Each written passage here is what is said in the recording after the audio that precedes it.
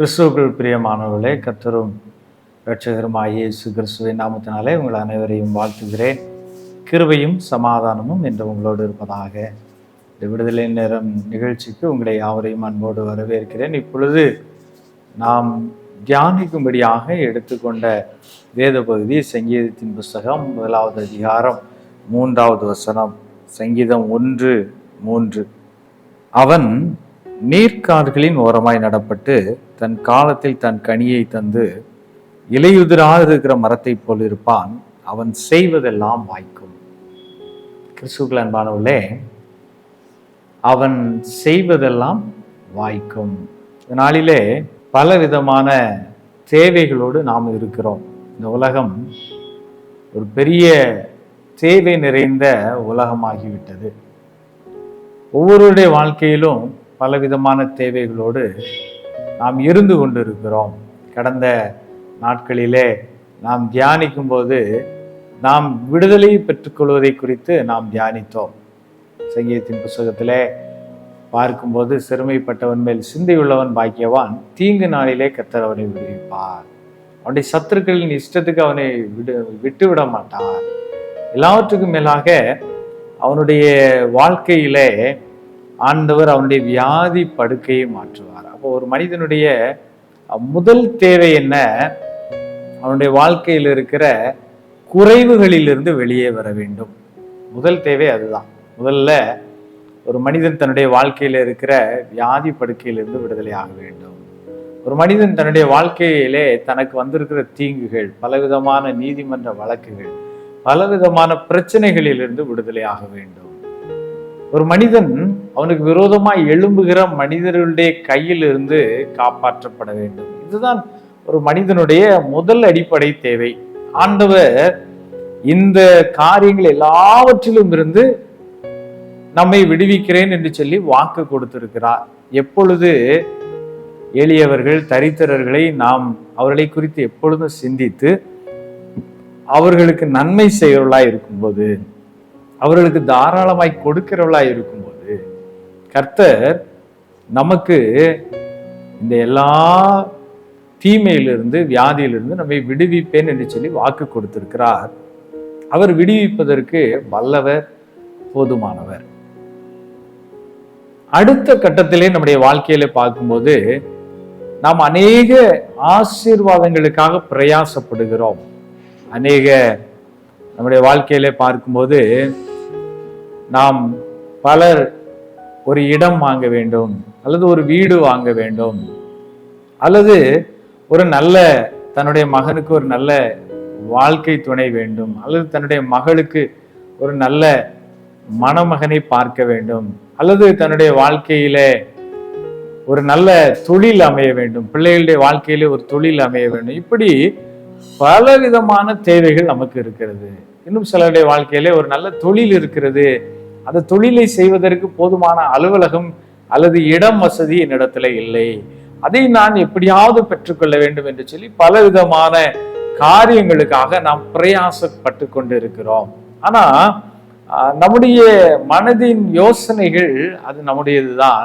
ஆனா காரிய சித்தி அது கர்த்தரால் வரும் என்று சொல்லி கர்த்தருடைய வேதம் சொல்லுகிறது. அப்போ காரியத்தை வாய்க்க பண்ணுகிறவர் நம்முடைய ஆண்டவர். இங்க சங்கீதத்திலே 1வது அதிகாரத்திலே 3வது வசனத்திலே சொல்லும் போது, அவன் செய்வதெல்லாம் வாய்க்கும். ஆண்டவர் ஒரு வாக்கு தத்துவத்தை கொடுக்கிறார்.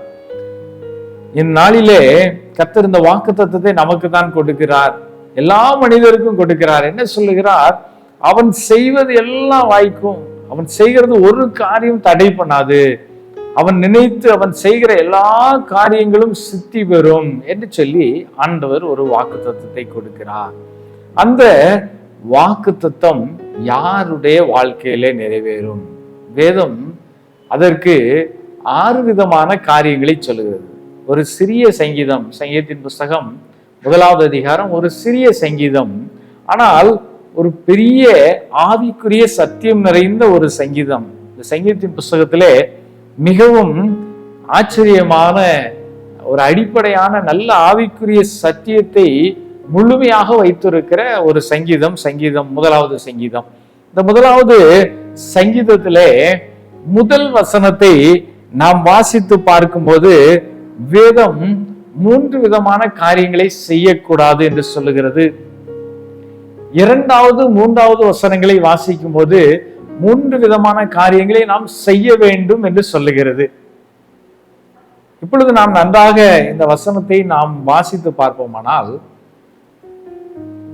ஆண்டவர் சொல்லுகிற எதை செய்யக்கூடாது, எந்த 3 காரியங்களை செய்யக்கூடாது, எந்த 3 காரியத்தை செய்ய வேண்டும், எந்த 3 காரியத்தை செய்யும் போது கர்த்தர் நாம் செய்கிற காரியங்களை எல்லாம் வாய்க்க பண்ணுவார், எந்த 3 காரியங்களை நம்முடைய வாழ்க்கையிலே செய்யாமல் இருக்கும்போது கர்த்தர் நம்முடைய வாழ்க்கையிலே எல்லா காரியங்களையும் வாய்க்க பண்ணுவார் என்று சொல்லி நாம் பார்ப்போமானால், சங்கீதத்தின் புஸ்தகம் 1வது அதிகாரத்துல முதல் சங்கீதம் முதல் வசனத்துல பாத்தீங்கன்னா இங்க சொல்றாரு, துன்மார்க்கருடைய ஆலோசனையில் நடவாமலும் பாவிகளுடைய வழியில் நில்லாமலும் பரிகாசக்காரர் உட்காரும் இடத்தில் உட்காராமலும் 3 காரியத்தை செய்யக்கூடாது என்று சொல்லுகிறார். 1, நிற்காதே, 2வது உட்காராதே. முதல்ல சொல்றாரு, நீ என்ன செய்யாத, நடக்காதே, நிற்காதே, உட்காராதே. 3 காரியத்தை சொல்றாரு,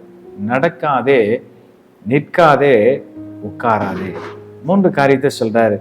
இதை நாம் நன்றாக புரிந்து கொள்ள வேண்டும். நம்முடைய வாழ்க்கையில நாம் சில இடங்களிலே சில காரியங்களின்படி நடக்கக்கூடாது, சில இடங்களிலே நாம் நிற்கக்கூடாது, சில இடங்களிலே நாம் உட்காரக்கூடாது. இந்த 3 காரியத்தையும் நாம் செய்யக்கூடாது. அப்படி செய்தால் நம்முடைய வாழ்க்கையிலே நம்முடைய காரிய சித்தி என்பது நம்முடைய வாழ்க்கையிலே இல்லாமல் போய்விடும் என்று சொல்லி கர்த்தருடைய வேதம் நம்மை எச்சரிக்கிறது. எதையெல்லாம் செய்யக்கூடாது என்று சொன்னால், துன்மார்க்கருடைய ஆலோசனையின்படி நடக்கக்கூடாது. நம்முடைய வாழ்க்கையை இந்த வேத வசனம் சங்கீதத்தின் புஸ்தகம் 1வது அதிகாரம் ஒரு மனிதனுடைய வாழ்க்கையின் செயல்கள் அனைத்தையும் ஒரு நடைபயணத்துக்கு ஒப்பிடுகிறது. இந்த சங்கீதத்தின் புஸ்தகத்திலே 6வது வசனத்தை நாம் வாசிப்போமானால், சங்கீதம் 1:6 கர்த்தர் நீதிமான்களின் வழியை அறிந்திருக்கிறார், துன்மார்க்கரின் வழியோ அழியும். அப்போ ஒரு மனிதனுடைய வாழ்க்கையில் இருக்கிற செயல்களை ஆண்டவர் ஒரு வழி, நடந்து போகிற ஒரு வழிக்கு, ஒரு பிரயாணத்திற்கு ஒப்பிடுகிறார். அப்படி ஒப்பிடும்போது சொல்றாரு, நீதிமான்களின் பிரயாணம், நீதிமான்களின் வழியை கர்த்தர் அறிந்திருக்கிறார், அவர் அதை பாதுகாக்கிறார். 2வது, துன்மார்க்கருடைய வழி அல்லது பிரயாணம் அது அழிந்து போகிற வழி, அது அழிவுக்குள்ளான பிரயாணம் என்று சொல்லி கர்த்தருடைய வேதம் சொல்லு. அப்போ ஆண்டவர் ஒரு மனிதனுடைய ஒரு வாழ்க்கையில் இருக்கிற செயல்கள் அனைத்தையும் ஒரு பிரயாணத்திற்கு ஒப்பிடுகிறார். ஒரு நடைப்பயணமாக நாம் சென்று கொண்டிருக்கிறோம். அந்த பயணம்தான் நம்முடைய வாழ்க்கை. அந்த வாழ்க்கையிலே எதையெல்லாம் செய்யக்கூடாது என்று சொல்லுகிறார், நீ சில இடங்களிலே நடக்கக்கூடாது, சில இடங்களிலே நிற்கக்கூடாது, சில இடங்களிலே உட்காரக்கூடாது என்று சொல்லுகிறார். எந்த இடத்திலே நடக்கக்கூடாது? துன்மார்க்கர் சொல்லுகிற ஆலோசனையின்படி என்ன செய்யக்கூடாது? நடக்கக்கூடாது. துன்மார்க்கருடைய ஆலோசனையின்படி நாம் நடக்கும்போது நம்முடைய வாழ்க்கை அவர்களுடைய வாழ்க்கையை போல மாறிவிடும். ஒருவேளை துன்மார்க்கருடைய வாழ்வை குறித்து சங்கீதத்தின் புஸ்தகத்திலே 73வது அதிகாரத்திலே நாம் பார்ப்போமானால், 73வது சங்கீதம் 1-2 வசனத்திலே வாசித்து பார்ப்போமானால், சுத்த இருதயம் உள்ளவர்களாகிய இஸ்ரவேலருக்கு தேவன் நல்லவராகவே இருக்கிறார், ஆனாலும் என் கால்கள் தள்ளாடுதலுக்கும் என் அடிகள் சறுக்குதலுக்கும் சற்றே தப்பிற்று. வேதம் சொல்லுது, ஒரு மனிதன் உண்மையாக கர்த்தருடைய வழியிலே சுத்த இருதயத்தோடு நடக்கும்போது சில நேரத்துல சறுக்குதல்கள் அல்லது பிரச்சனைகள்ல ஒரு சின்ன ஒரு காரியம், ஒரு சின்ன சறுக்குதல் ஒரு இமைப்பொழுதிலே நம்முடைய வாழ்க்கை தப்பி கொண்டதை நாம் பார்க்க முடியும். ஒரு கண்ணிமைக்கு நேரத்தில் நம்முடைய வாழ்க்கை தப்பி போகிறதை பார்க்க முடியும். அப்படிப்பட்ட நெருக்கடியான சூழ்நிலைகளை எல்லாம் தாண்டி போவோம். ஒரு உண்மையாக கர்த்தருக்காக வாழுகிற சுத்த இருதயத்தோடு வாழுகிற மனிதனுடைய வாழ்க்கையில் இப்படிப்பட்ட போராட்டங்கள் வரும் என்று வேதம் சொல்லு. ஆனா இதே சங்கீதம் 73வது அதிகாரத்துல 3வது வசனத்திலிருந்து நாம் வாசித்து பார்ப்போமானால், துன்மார்க்கரின் வாழ்வை நான் காண்கையில் வீம்புக்காரராகி அவர்கள் மேல் பொறாமை கொண்டேன். மரண பரியந்தம் அவர்களுக்கு இடுக்கண்கள் இல்லை, அவருடைய பலன் உறுதியாயிருக்கிறது. நரர்படும் வருத்தத்தில் அகப்படார்கள், மனுஷர் அடையும் உபாதியை அடையார்கள்.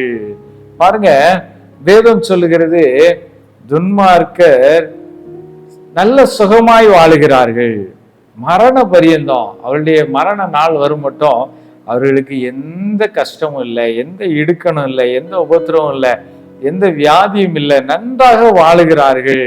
இன்னுமாக அந்த அவர்களை குறித்து பார்க்கும்போது அவர்களுடைய இந்த வாழ்க்கையை பார்த்து 10வது வசனத்துல 73வது அதிகாரம் 10வது வசனத்துல பாத்தீங்கன்னா, ஆகையால் அவருடைய ஜனங்கள் இந்த வழியாகவே திரும்புகிறார்கள், தண்ணீர்கள் அவர்களுக்கு பரிபூரணமாய் சுரந்து வரும்.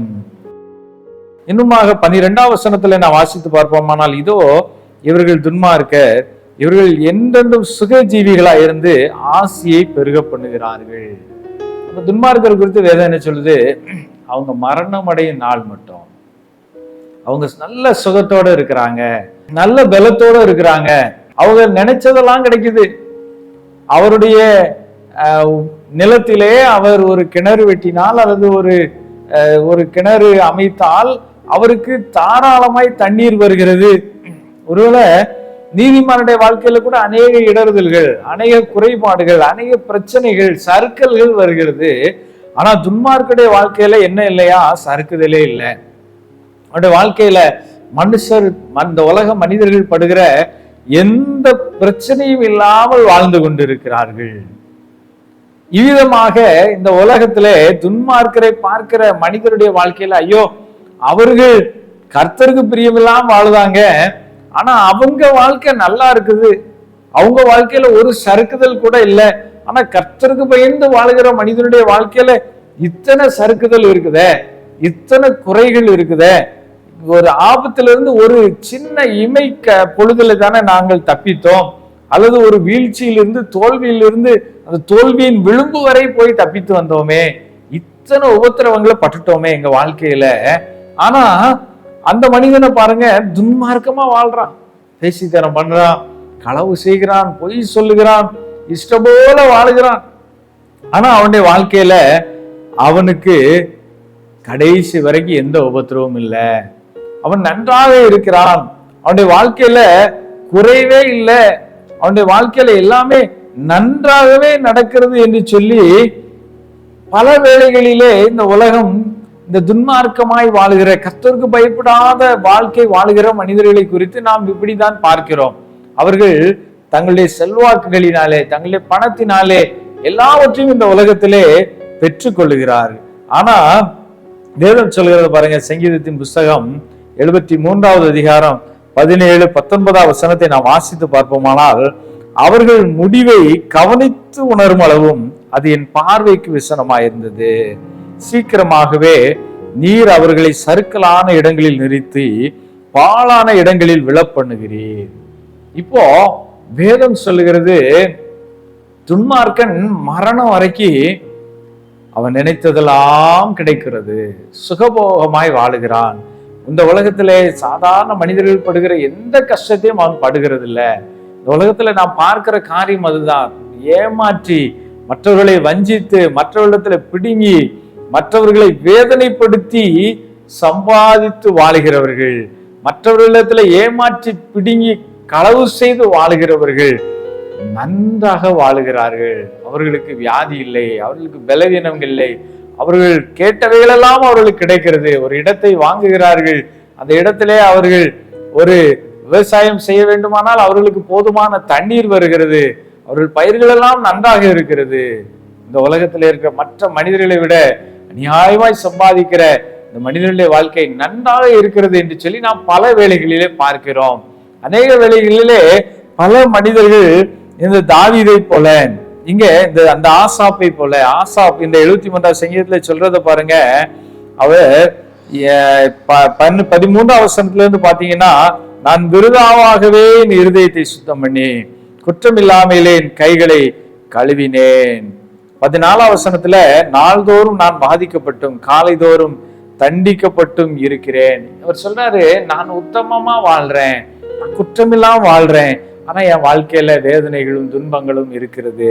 ஆனா எனக்கு இருக்கிற அந்த வேதனை, அந்த சாதாரண உலக மனிதர்களுக்கு வருகிற அந்த துன்பம் கூட, இந்த துன்மார்க்கமாய் வாழுகிற, கர்த்தருக்கு பயப்படாமல், மனிதருக்கும் பயப்படாமல், பொல்லாத இருதயத்தோடு பொல்லாத காரியங்களை செய்து மற்றவர்களை அடித்து பிடித்து ஏமாற்றி வாழ்கிறவருடைய வாழ்க்கையில எல்லாமே அவர்களுக்கு கிடைக்கிறதே, அவர்களுக்கு குறைவில்லையே என்று சொல்லி இந்த சங்கீதத்தை எழுதின இந்த ஆசாப் தன்னுடைய வாழ்க்கையில அவர் குறைவிட்டு கொள்ளுகிறார். ஆனா அவர் சொல்றாரு, இப்படி நான் சொல்வேன், ஆனால் கர்த்தருடைய ஜனங்களுக்கு நான் விரோதமாய் பேசுகிறவனாய் இருப்பேன், கர்த்தருக்கு விரோதமாய் பேசுகிறவனாய் இருப்பேன் என்று சொல்லிவிட்டு சொல்றாரு. அவருடைய முடிவு எப்படி இருக்கிறது என்று இந்த சங்கீதத்தின் புஸ்தகத்தில் எழுதுகிறார். அவர்களை ஆண்டவர் ஒரு சர்க்கலான இடத்துல கொண்டு விட்டு விடுகிறார். அவர்களுக்கு உதவி செய்யாமல், அவர்கள் கை கொடாமல், ஒரு சர்க்கலான இடம், ஒரு ஆபத்தான இடம் வரும்போது கர்த்தர் அவர்களை கைவிட்டு விடுகிறார். இன்னும் 19வது வசனத்துல, சங்கீதம் 73வது அதிகாரம் 19வது வசனத்துல பார்க்கும்போது, அவர்கள் ஒரு நிமிஷத்தில் எவ்வளவாய் பாழாய் போகிறார்கள், பயங்கரங்களால் அழிந்து நிர்மூலமாகிறார்கள் என்று கருது. அப்போ பாருங்க, துன்மார்க்கனுக்கு ஒருவேளை எல்லாமே இந்த உலகத்துல வெற்றியா நடந்துகிட்டே இருக்கிறது போல இருக்குது, ஆனா திடீரென்று அவருடைய வாழ்க்கை முடிந்து போகிறது. அந்த ஐஸ்வர்யானுடைய வாழ்க்கையில ஆண்டவராய் இயேசு கிறிஸ்து சொல்றது அதுதான். ஒரு ஐஸ்வர்யவான் இருந்தான், அவனுக்கு திரளான செல்வம் இருந்தது, ஏராளமான விவசாய நிலங்கள் இருந்தது, அது திரளாய் விளைந்தது. நல்லா கவனித்து பாருங்க, ஒரு ஐஸ்வர்யவான், அவனுக்கு ஏராளமான பணம் இருக்கிறது, ஏராளமான சொத்து இருக்கிறது. அந்த நிலங்கள் எப்படி விளைந்தது? மற்றவர்களை போல சாதாரணமாக விளையவில்லை, அது திரளாக விளைந்தது, அதை சேர்த்து வைப்பதற்கு இடமில்லை. இப்ப இந்த ஐஸ்வர்யவான் சொல்லுகிறான், உனக்கு தேவையானதெல்லாம் சேர்த்து வச்சுட்டேன், நீ சந்தோஷமாயிரு என்று சொல்லி தன் ஆத்துமாவை குறித்து சொல்லும்போது கர்த்தர் சொல்லுகிற வார்த்தை கேளுங்க, மதிகேடனே, ஒரு புத்தி இல்லாத மனுஷனே, இன்றைக்கு உன் உயிர் எடுத்துக்கொள்ளப்படுமானால், இன்றைக்கு உன்னுடைய உயிர் உன்னை விட்டு போயிரும்னா, நீ சேர்த்து வைத்தவைகள் யாருடையவைகள்?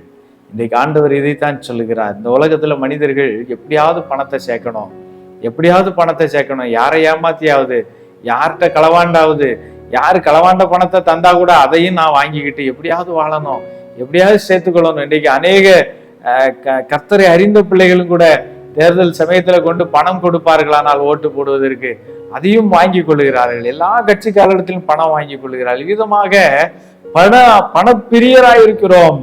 வேதம் சொல்லுது, கடைசி காலத்துல மனுஷர் பணப்பிரியராயிருப்பார்கள், தற்பிரியராயிருப்பார்கள். இவ்விதமாக எப்படியாவது நான் பணம் சம்பாதிக்க வேண்டும், எப்படியாவது நான் நன்றாக வாழ வேண்டும். இந்த உலகத்தை கொள்ளையடித்து வாழ்கிறவர்கள் எல்லாம் நன்றாக இருக்கிறார்கள், நான் தான் நல்லவனாக வாழ்ந்து கஷ்டப்படுகிறேன் என்று பேசுகிறவர்கள் அநேகர் இருக்கிறார். ஆனால் வேதம் சொல்லுகிறது, துன்மார்க்கரை நிச்சயமாகவே கர்த்தர் ஒரு சர்க்கலான இடத்துல கொண்டு வந்து அவர்களை கைவிட்டு விடுகிறார். அப்படி கைவிட்டு விடும்போது அவர்கள் ஒரு நிமிஷத்தில் பாழாய் போகிறார்கள், பயங்கரங்களால் அழிந்து நிர்மூலமாகி போகிறார்கள், ஒன்றுமில்லாமல் ஆகிவிடுவார்கள். அவருடைய வாழ்க்கை திடீரென்று முடிந்துவிடும். கடந்த கால சரித்திரங்களை பார்ப்போமானால் கோடி கோடியாய் கொள்ளையடித்து வாழ்ந்தவர்கள், நாட்டில் உள்ள அவ்வளவு காரியங்களையும் அபகரித்து மக்களை ஏமாற்றி கஷ்டப்படுத்தி பிடுங்கி கோடி கோடியாய் சேர்த்து வைத்தவர்கள் அதை அனுபவிக்காமல் இந்த உலகத்தை விட்டு கடந்து விட்டதை இந்த உலக சரித்திரம் சொல்லும். மகா அலெக்சாண்டரில் இருந்து இந்த தேசத்துல இருக்கிற அத்தனை அரசியல் தலைவர்களையும் அத்தனை மனிதர்களையும் வாழ்க்கையை நாம் எடுத்து பார்த்தோமானால் ஒரு நாளிலே அவர்கள் சேர்த்து வைத்தவர்களை அனுபவிக்காமல் பரிதாபமான நிலையில விட்டு போய்விட்டதை இந்த உலகம் பார்த்து தான் இருக்கிறது. ஆனாலும் கூட இந்த நாளிலே உலகத்தின் மனிதர்களுடைய வாழ்க்கையிலே பார்க்கும்போது, ஐயோ, தீமை செய்கிறவர்கள் நன்றாக இருக்கிறார்களே, நானும் ஏன் அப்படி வாழக்கூடாது என்கிற ஒரு எண்ணம் அவர்களுக்குள்ளே வருகிறது. ஆனால் வேதம் சொல்லுகிறது, நாம் துன்மார்க்கரின் ஆலோசனையின்படி நடக்கக்கூடாது. கடவுளுக்கு பயப்படாமல் வாழ்கிறவர்கள் சொல்லுவார்கள், நாம் எப்படியும் வாழலாம், நாம எப்படி வேணாலும் சம்பாதிக்கலாம், அவனை பாரு இவனை பாரு எல்லாரும் நல்லா இருக்கிறான், நாம ஏன் அப்படி வாழக்கூடாது, நாம ஏன் கஷ்டப்படணும், நான் ஏன் நம்முடைய வாழ்க்கையில குறைவுகளோடு இருக்கணும் என்று சொல்லி நமக்கு ஆலோசனை சொல்லுகிறவர்கள் இருக்கிறார்கள். ஆனா கர்த்தருடைய வேதம் சொல்லுகிறது, இந்த துன்மார்க்க ஆலோசனைக்கு நீ செவி கொடுத்து அதன்படி நடக்காதே. அடுத்ததாக அதே வசனத்துல நான் பார்க்கும்போது பாவிகளுடைய வழியிலே நிற்காதே. பாவத்திலே வாழ்ந்து விபச்சாரம், அசுத்தம், இச்சை, குடி, இப்படிப்பட்ட பாவத்திலே வாழ்ந்து கொண்டிருக்கிற ஒரு மனிதனுடைய வழியிலே நீ நிற்காதே. அவனை போல குடிகாரனாக, அவனை போல ஒரு விபச்சாரம் செய்கிறவனாக நம்முடைய வாழ்க்கையிலே நிற்காதே.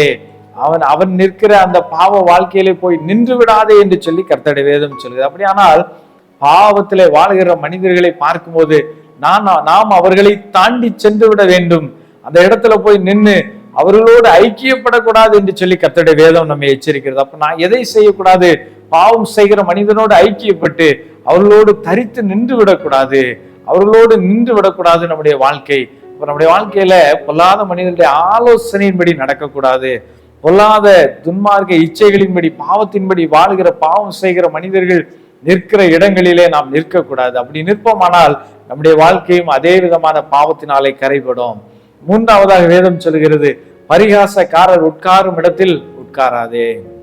கேலி கிண்டல் இன்னைக்கு அநேக இடங்களிலே அது ஒரு சாதாரணமான காரியமாக இருக்கிறது.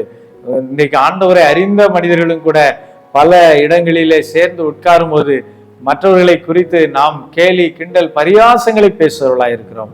ஆனால் வேதம் நம்மை எச்சரிக்கிறது, நம்முடைய வாழ்க்கையிலே நாம் செய்வதெல்லாம் வாய்க்க வேண்டுமானால் நாம் மற்றவர்களை குறித்து பரிகாசம் செய்கிற மனிதர்கள் உட்காருகிற இடத்திலே உட்காரக்கூடாது என்று சொல்கிறது. 3 காரியத்தை சொல்கிறது. துன்மார்க்க மனிதர்களுடைய ஆலோசனையின்படி நடக்கக்கூடாது. இரண்டாவது, நம்முடைய வாழ்க்கையிலே பாவிகள், பாவம் செய்கிற மனிதர்கள் நிற்கிற இடத்திலே போய் நிற்கக்கூடாது, பாவம் செய்கிற இடத்திலே நிற்கக்கூடாது. அப்போ குறிப்பாக அடுத்ததாக மூன்றாவதாக நாம் பார்க்கும்போது நம்முடைய வாழ்க்கையிலே நாம் எங்கே உட்காரக்கூடாது? பரிகாசம் செய்து, கேலி செய்து, அதிலே மகிழ்ச்சி அடைகிற மனிதர்கள் இருக்கிற இடங்களிலே போய் நாம் உட்காரக்கூடாது என்று வேதம் நம்மை எச்சரிக்கிறது. இந்த 3 காரியத்தையும் நம்முடைய வாழ்க்கையில செய்யாது இருக்கும் போது கர்த்தருடைய வேதம் சொல்கிறது, நாம் செய்கிறதெல்லாம் வாய்க்கும், நாம் செய்கிற ஒரு காரியம் தடைபடாது என்று சொல்லி கர்த்தருடைய வேதம் சொல்கிறது. மூன்றாவது, நாம் 3 விதமான காரியங்களை நாம் செய்ய வேண்டும் என்று சொல்லி கர்த்தருடைய வேதம் சொல்கிறது. சங்கீதத்தின் புஸ்தகம் 1ஆம் அதிகாரம் 2வது வசனத்தை வாசிக்கும் போது, அவருடைய கர்த்தருடைய வேதத்தில் பிரியமாயிருந்து அடுத்து நாம் எதையெல்லாம் செய்ய வேண்டும்? ஒன்று, கர்த்தருடைய வேதத்திலே பிரியமாயிருக்க வேண்டும். இரண்டாவது, அவருடைய வேதத்தில் இரவும் பகலும் தியானமாயிருக்க வேண்டும். மூன்றாவது, சங்கீதத்தின் புஸ்தகம் 1ஆவது அதிகாரம் 3வது வசனம் சொல்லுகிறது, நாம் அவருக்காக கனிகளாயிருக்க வேண்டும்.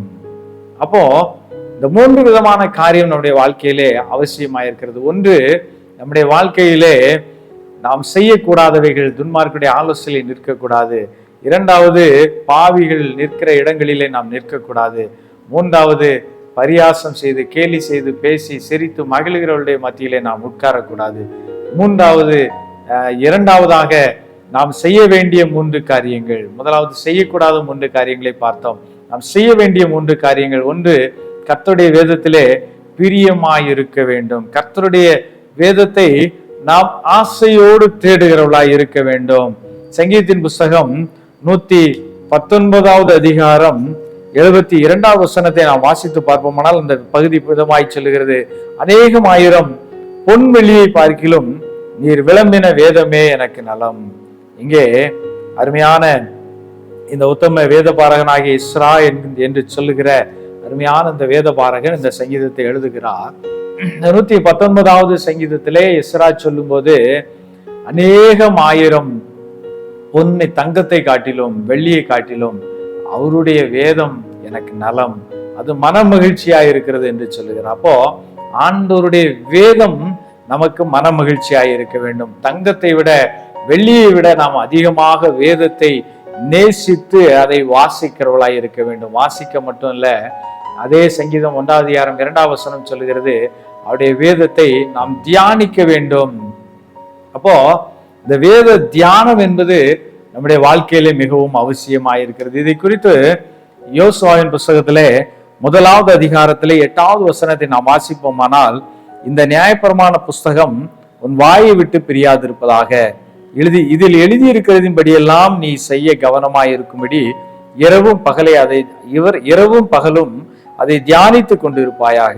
அப்பொழுது நீ உன் வழியை வாய்க்க பண்ணுவாய், அப்பொழுது புத்திமானாய் நடந்து கொள்ளுவாய்.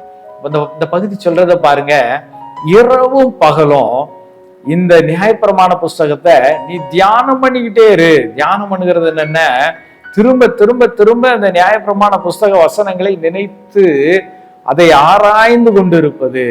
திரும்ப திரும்ப அந்த வசனங்களை நாம் ஆராய்ந்து அதை சிந்தித்து கொண்டே இருக்கும்போது, அது நம்முடைய வாயிலிருந்து புறப்படும் போது, அந்த வசனங்களை குறித்தே நாம் பேசி கொண்டு இருக்கும் போது 2 காரியங்கள் நடக்கும் என்று கர்த்தருடைய வேதம் சொல்லுது. ஒண்ணு, உன் வழியை வாய்க்க பண்ணுவாய், நீ எது செய்தாலும் அது வாய்க்கும். 2வது, நீ சகல ஜனங்களை விட புத்திமானாய் நடந்து கொள்ளுவாய். அப்போ ஆண்டவர் நமக்கு காரிய சித்தியை கொடுக்கிறார். 2வது, நம்மை புத்திமானாக மாற்றுகிறார். அப்போ இந்த 2வது பகுதியில பார்க்கும்போது கர்த்தருடைய வேதத்திலே பிரியத்தோடு, ஒரு தங்கத்தை விட வெள்ளியை விட நாம் ஆர்வத்தோடு மகிழ்ச்சியோடு வேதத்தை வாசிக்கும் போது, அதை தியானிக்கும் போது, அதை குறித்து பேசும்போது கர்த்தர் நம்மை காரிய சித்தி உள்ளவர்களாக்குகிறார். 3வது, சங்கீதத்தின் புஸ்தகத்திலே இந்த 1வது அதிகாரத்திலே நாம் பார்க்கும்போது, இங்கே 3வது வசனத்தை நாம் வாசித்து பார்க்கும்போது, இப்படி ஒரு மனிதன் வேதத்திலே பிரியமாயிருந்து அதை தியானிக்கிற மனிதனாய் இருக்கும்போது அவன் நீர்க்கால்களின் ஓரமாய் நடப்பட்ட இலையுதிராது இருக்கிற மரத்தை போல தப்பாமல் கனி கொடுக்கிறவனாய் இருப்பான். அப்படி தப்பாமல் கனி கொடுக்கிறவனாய் இருக்கும்போது கர்த்தருடைய வேதம் சொல்லுகிறது, அவன் செய்கிறதெல்லாம் வாய்க்கும். கலாத்தியர்கள் நிருபம் 5வது அதிகாரம் 22, 23வது வசனத்தை பார்க்கும்போது அந்த கனி என்ன என்று வேதம் சொல்லுகிறது. ஆவியின் கனியோ அன்பு, சந்தோஷம், சமாதானம், நீடிய பொறுமை, சாந்தம், தயவு, நற்குணம், விசுவாசம், இச்சையடக்கம். இப்படிப்பட்டவைகளுக்கு விரோதமான பிரமாணம் வேறொன்றும் இல்லை என்று கர்த்தருடைய வேதம் சொல்லுது. அப்படியானால் நாம் இச்சையடக்கம் உள்ளவர்களாய் இருப்போமானால், அன்புள்ளவர்களாய் இருப்போமானால், இப்படிப்பட்ட ஆவியின் கனி கொடுக்கிறவர்களாய் இருப்போமானால் நம்முடைய வாழ்க்கையிலே நாம் செய்வதெல்லாம் வாய்க்கும்.